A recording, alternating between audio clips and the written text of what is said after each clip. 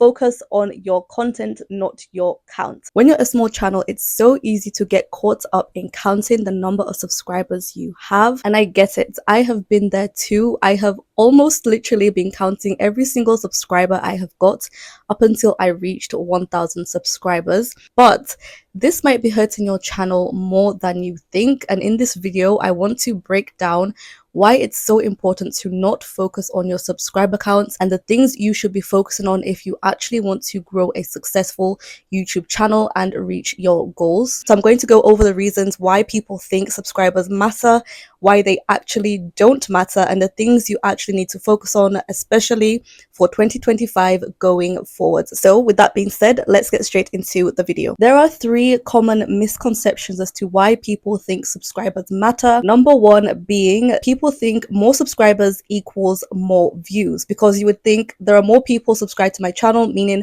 more people are going to watch my videos when I post, right? Completely wrong. Just because someone subscribed to your channel months ago does not guarantee that they will stick around to watch your latest videos. Have you ever seen those channels with millions of subscribers, yet they have like 2,000 to 4,000 views per video? What is going on there? If they have so many subscribers, why are their video views so low?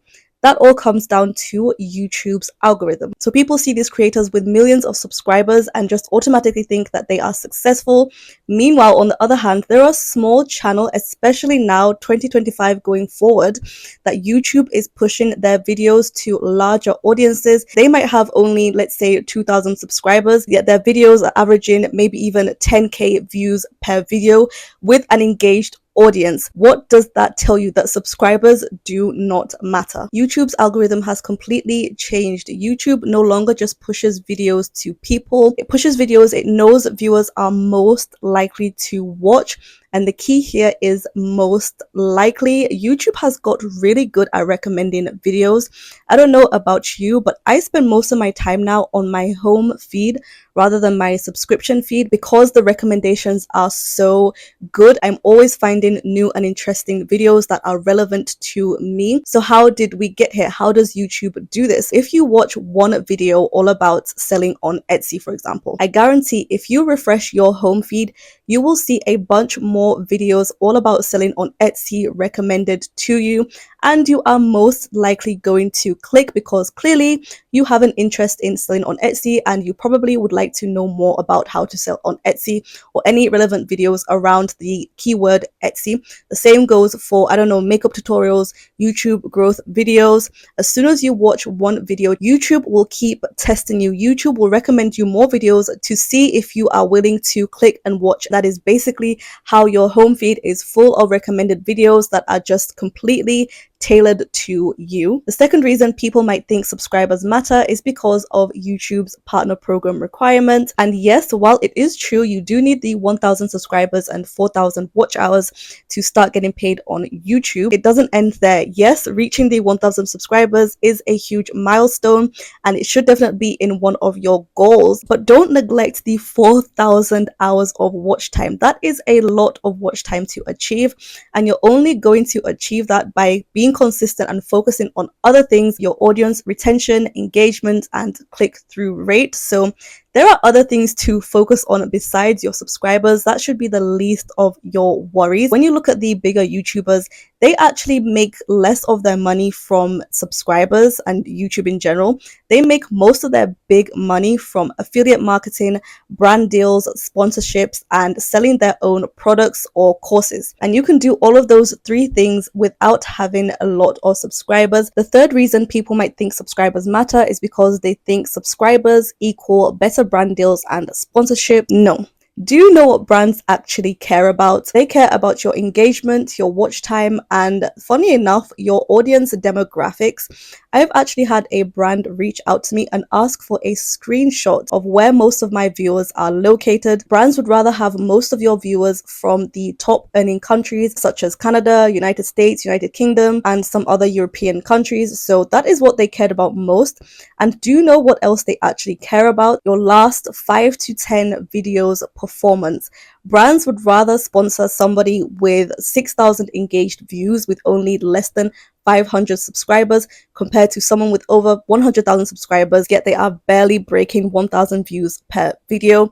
They would rather have an engaged audience regardless of how many subscribers you have. Now that we have gone through the reasons people think subscribers matter, let's go through the reasons why they actually don't matter. And there are two main reasons for this. Number one being that YouTube's algorithm ranks and recommends videos based on performance, not your subscribers. YouTube does not care how many subscribers you have.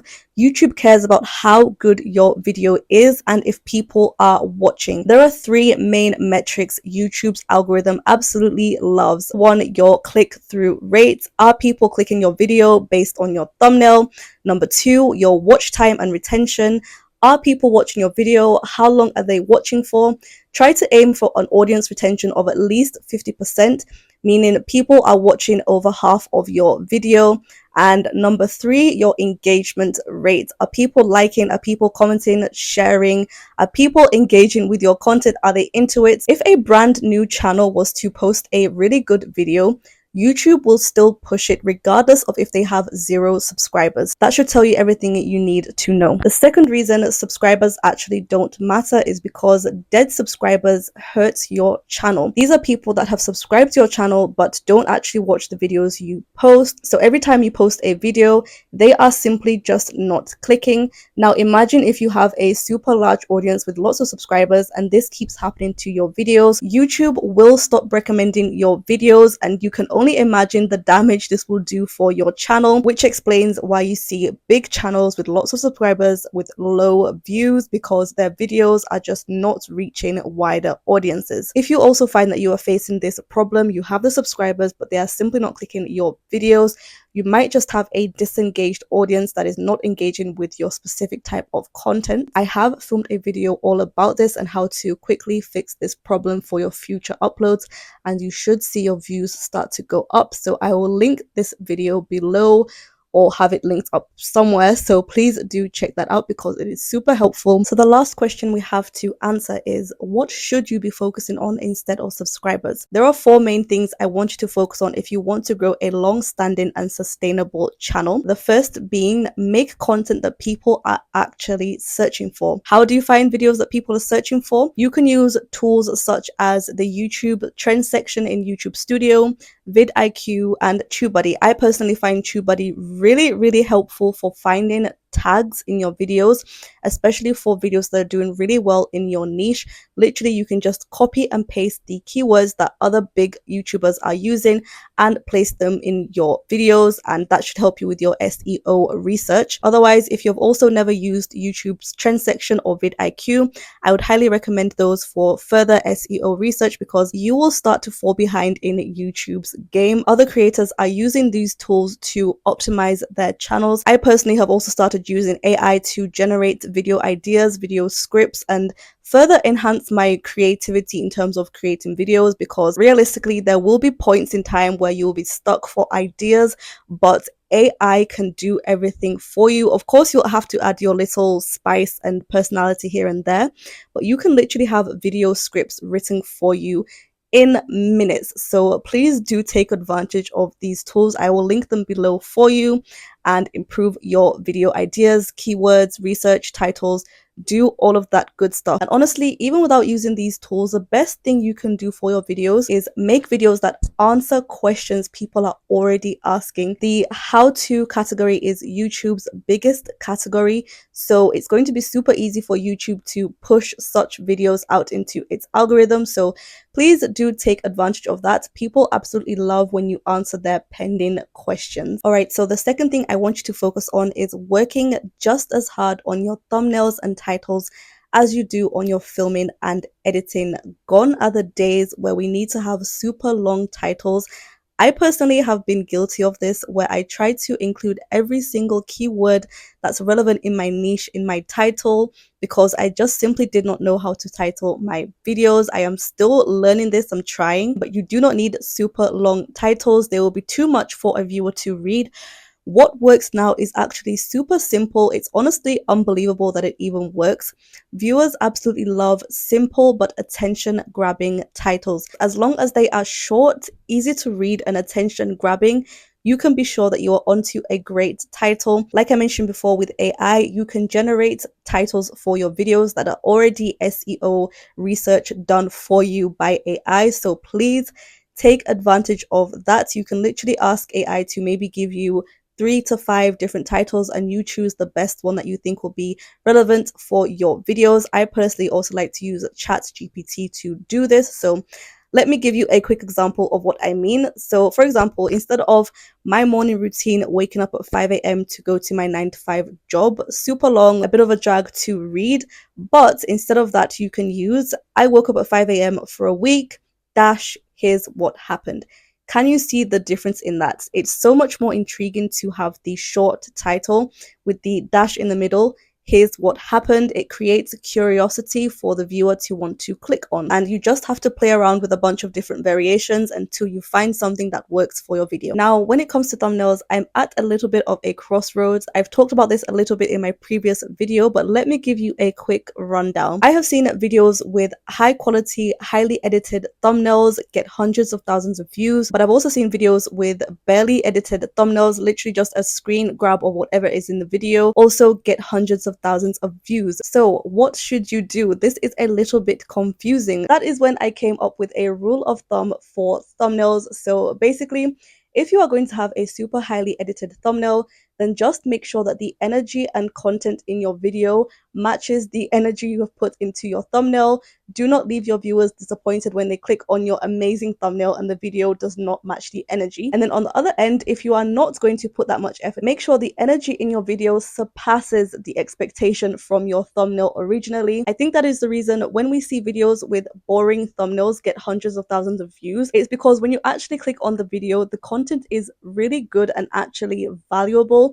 People are sharing, saving, and rewatching, and that is exactly the effect you need to have if you're not going to edit your thumbnails. That is all I really have to say about thumbnails. I can't say one is better than the other until you try it out for yourself. Okay, so the third thing you should focus on instead of focusing on subscribers is keeping people watching. The longer the better. This basically means cut out the fluff. You do not need super long introductions. I used to be guilty of this as well.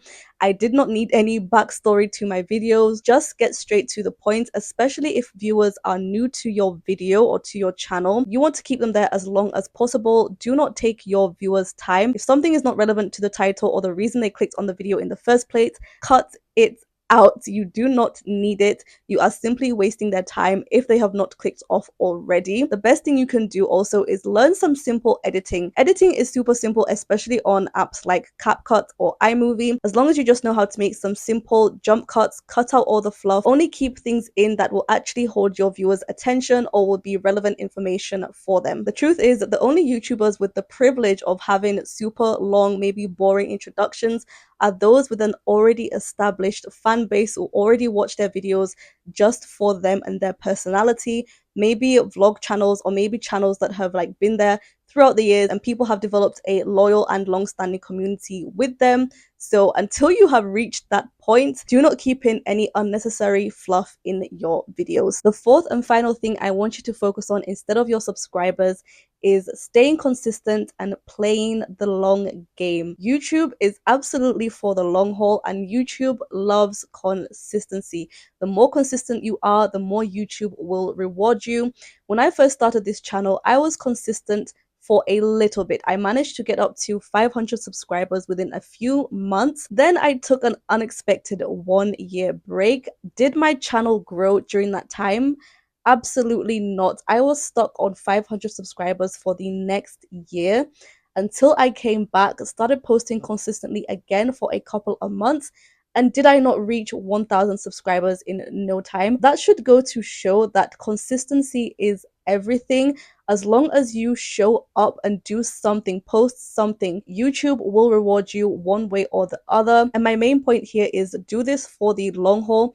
You are going to reach your subscriber goals anyways? Would you rather reach maybe 10k subscribers with an engaged audience, or would you rather reach 10k subscribers who don't really watch your videos all that often? The best thing you can do is focus on producing content that will build a community, build people around you that want to support and watch your videos, because you're offering them value, education, inspiration, anything good that you can bring creatively out of you. The more you film, edit, and post, I promise you, your craft will keep improving. And even up to now, I've been on YouTube since 2021. But I've noticed so much growth even in the way I edit my videos. I am learning so much. Every time I watch a video on how to edit using CapCut, I am just blown away by the things I did not know, or I thought I knew, but I just didn't know. And I know I still have a long way to go, but that's okay with me because I know I want to be here for the long haul. I want to play the long game. So right now, I am purely focused on producing good, valuable content. Focus on your content, not your count. So guys, let me know in the comments below, is there anything you are struggling with your YouTube channel, YouTube growth, subscriber count? Please do let me know your biggest struggle in the comments below. Let's talk about it. Thank you so much for watching my video, guys. Don't forget to like, comment, share, and subscribe. I will see you in my next one. Bye.